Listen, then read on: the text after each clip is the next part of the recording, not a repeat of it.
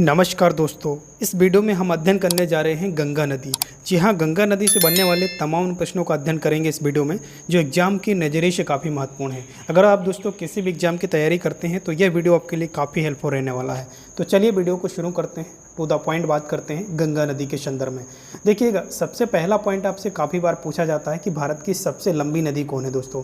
तो आपको most important IMP आपको याद रखना है कि भारत की सबसे लंबी जो नदी है वो आपकी गंगा नदी है दोस्तों, और पवित्र नदी भी है, आपको ये भी याद रखना है। क्लियर है। वहीं हम बात कर रहे हैं इसकी लंबाई की, सबसे लंबी नदी है भारत की, तो आपको इसकी लंबाई आपको याद रखना है 2525 किलोमीटर है, आपको विशेष रूप से आपको याद रखना है। वहीं हम बात कर रहे हैं भारत की राष्ट्रीय नदी। काफ़ी बार पूछा जाता है एग्जाम में कि भारत की राष्ट्रीय नदी कौन है। तो भारत की राष्ट्रीय नदी जो है दोस्तों गंगा नदी है दोस्तों, और ये गंगा नदी को राष्ट्रीय नदी का दर्जा दिया गया था वर्ष 2008 में दोस्तों। क्लियर है।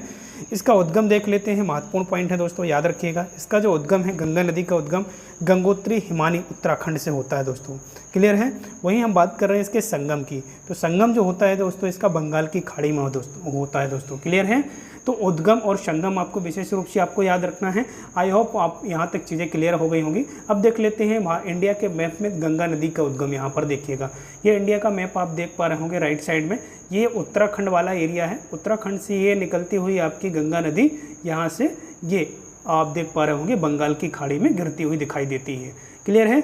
चलिएगा, अब बात कर लेते हैं नेक्स्ट आपसे पॉइंट पूछे जाते हैं कि गंगा नदी का फैलाव जो है दोस्तों वो कितने देशों में है और कितने राज्यों में है। तो आपको विशेष रूप से याद रखना है, अगर देशों की संख्या पूछी जाए तो आपको विशेष रूप से याद रखना है 2 देशों में है इसका फैलाव, भारत और बांग्लादेश। ये आप देख सकते हैं इंडिया के मैप में, ये इंडिया का मैप है। इंडिया में कहाँ से निकलते उत्तराखंड, और ये होते हुए आपकी यहाँ से बांग्लादेश में आती हुई है ना, और बांग्लादेश से कहाँ पर जाती है ये बंगाल की खाड़ी में दोस्तों। क्लियर है। तो आपको याद रखना 2 देशों में बहती है कौन सी, गंगा नदी। क्लियर है। और वहीं हम बात कर लेते हैं कितने राज्यों में इसका प्रवाहित क्षेत्र है दोस्तों गंगा नदी का। तो भारत के 5 राज्यों में प्रवाहित क्षेत्र है, जिसमें से आप ये राज्य देख सकते हैं क्रम रूप में लिखे गए हैं। एक तो उत्तराखंड है, फिर उत्तर प्रदेश है, उत्तर प्रदेश के बाद बिहार है, फिर बिहार के बाद झारखंड है, झारखंड के बाद पश्चिम बंगाल से होते हुए कहाँ पर गिरती है आपकी बंगाल की खाड़ी में। क्लियर है।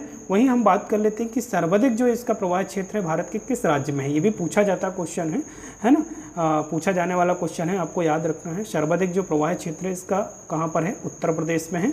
वहीं हम न्यूनतम प्रवाह क्षेत्र अगर बात करें तो ये न्यूनतम प्रवाह क्षेत्र आपका झारखंड में देखने को मिलेगा दोस्तों। क्लियर है। तो ये पॉइंट आपको याद रखना है।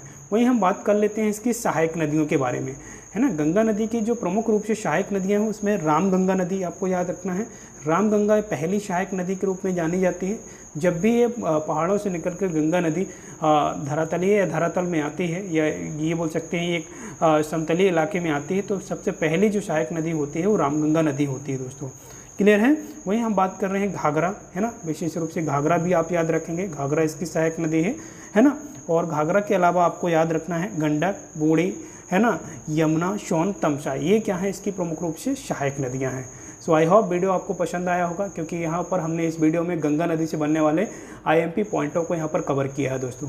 तो चलिए मिलते हैं नेक्स्ट वीडियो में। वीडियो पसंद आता तो लाइक ज़रूर कर लीजिएगा, और चैनल में पहली बार है तो सब्सक्राइब जरूर कीजिएगा। मिलते हैं नेक्स्ट वीडियो में, तब तक के लिए जय हिंद।